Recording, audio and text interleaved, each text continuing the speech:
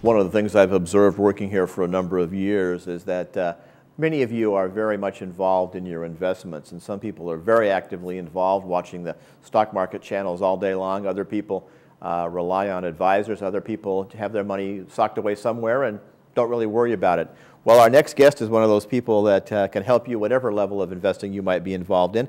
William Jordan joins us today, and William, welcome to the program. Thanks. Glad to be here. You have been involved in this field for some time now. A little bit about your background, how you got in the investing field. Oh, sure. I got in the investing field 14 years ago. Basically, I grew up without good financial education, made a lot of bad mistakes as a teenager in my early 20s. And once I learned from those things myself, I decided I wanted to be in an industry where I could help people avoid those type of mistakes. So I have a lot of fun doing it. Right. I understand your background, though. You actually did some performing and some theater arts and all of that. So not traditional math major, so to speak, as most people might think you should be. But you've come into this field now, and again, your goal is to really help people do the best they can with their finances. Yeah, I think as my kids will tell you, I'm definitely a math geek, even though that's not where my degree is in. But I was one of those people growing up where I'd stand in front of the cash register while they were punching the numbers in and see if I could beat them to the answer as far as what the totals would be. So I always love good math exercises, and my wife will tell you, you give me a good Excel spreadsheet and I'm happy for the night. So there you go. But yeah, I love the performing background as well. Just it taught me, I think, how to relate to people, good public speaking skills, etc. And I use that a lot in the business that I have to just educate the public. So we do a lot of different events. Let's talk a bit about the philosophy. Your facility, and I want to say facility because it's not just you and your office helping people. You have a staff of experts that surround you to help people make specific decisions and do specific tasks as required with their finances. Yes, I've really built what I call a wealth team. I spent a couple of years early on in my financial planning experience inside a tax firm, setting up a financial planning division, and really learned how critical it is for taxes and financial planning investments to really be blended together. Saw a lot of the mistakes that a well-intended financial planner could unintentionally make with their clients just by not understanding and thinking about taxes. So I have the CPA on the office, on the staff, as well as an estate planning attorney to make sure we're really thinking about everything. Not that someone has to use us in all those capacities, but at least we have those resources on site. So if we need an answer to something, we can get that answered right away. Right, right. I know real estate is something that a lot of people shy away from right now, but you even have ways to help people if they want to get involved in that area. Yeah, you know, I'm a firm believer that real estate should be an important asset class, and over the years I've learned, for whatever reason, many financial planners don't share that opinion, and I've always half jokingly and half seriously said it's because they can't charge a fee on real estate. But if people don't mind the management side, I always have said any investor should own at least one rental property. But there are ways that you can be invested in real estate without having to take on the management, the risks of that. And right now it's an uncertain time in real estate, so it's definitely not the time people should be jumping in, buying with both hands. But if you're strategic and intentional, there are some really outstanding opportunities to make good income in the real estate arena with a relatively low level of risk. Reality is a lot of people who move into this community at age 55 plus may already have some established background in the investing field. Maybe it's been a retirement program from their employer. Some people may still be on a pension from a company or a government job. Other people may have just done some investing on their own, hit and miss, and maybe have been somewhat successful. I guess the background that you have allows you to pretty much work with almost anybody who comes in with a variety of types of things in their portfolio. Yeah, just about. We have, as you just said, almost anyone that comes in the door. I'd like to say almost that I've seen it all, from someone coming in with all their money in one stock to having almost 1,000 different stocks in their portfolio to not being in the stock market at all. And because we're a fee-based advisory firm, we're not, there's no proprietary investment that we're supposed to be offering, and we can find what's going to be the best fit for the client, not just one specific niche. So there's not going to be the stock of the week with you. Right. Yeah, there's nobody looking over my shoulder saying this is what you need to be. Yeah, push this company or push this. And unfortunately, that that does happen. But I'm a firm believer that almost every investment can play a role, and it has to be customized for the person and what they're looking for.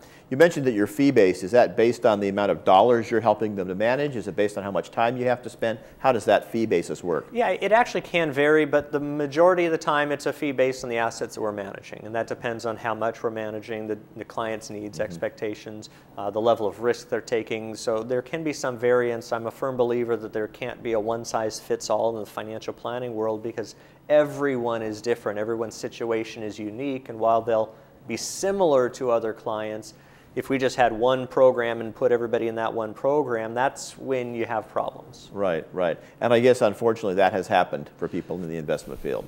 Sure. Well, and so I think related to that, what's most important is when you're talking to any investment person to understand what type of licensing they have, because when people are put into that one-size-fits-all program, it's usually because the person they're talking with has the licensing only to talk about one specific investment. And then that investment gets a bad reputation. It's not a misuse, it's not the investment that's bad, it's just how is it applied. So given that we have licensing to do pretty much anything, we can choose to do something or not with a client based on their needs and the fit as opposed to what we have to offer. So you can do stocks and bonds, you can do real estate, you could do some type of annuities if somebody had that interest. You mentioned the real estate.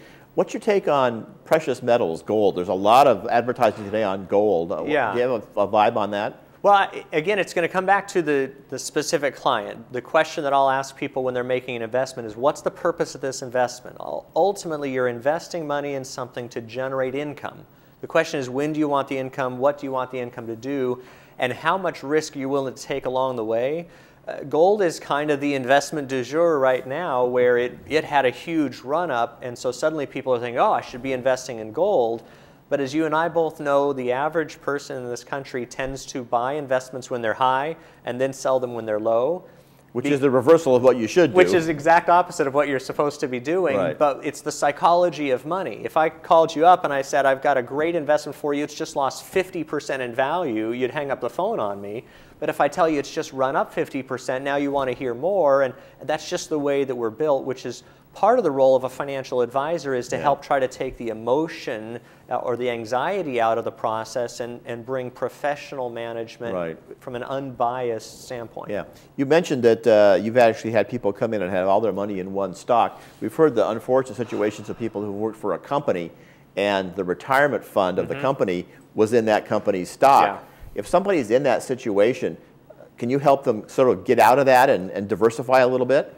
Yes, I can. The challenge there, I always say with my clients that as a financial planner, I wear the financial planning hat, but I also have to wear a psychologist's hat because money is so emotional. And if your entire livelihood, and if you've been very successful with one specific company and you've spent 30 or 40 years there, it's very hard to say, I'm going to disengage from that company financially, and so most people will stay basically all in with that company.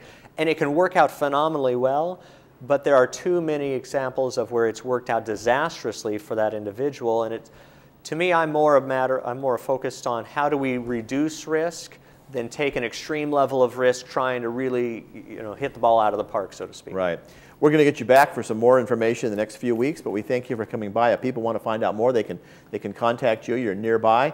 And talk to you on the phone and set up an appointment. Come by and meet with you and your team. Thank you. It was a pleasure. Great. Good to have you on the show today. Thank you. Thank you. William Jordan Associates, and some great opportunities for you to maximize your investments and maybe have a different take and a different thought on some of the things you're doing with your investments at this time. We'll be back with more right after this.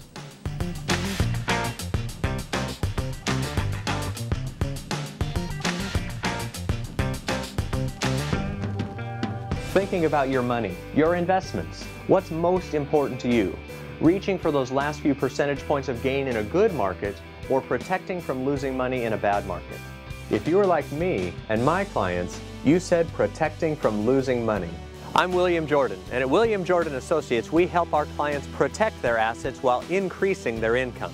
Want to protect from losing money and maximize your income? Call to attend one of our free maximum income workshops today.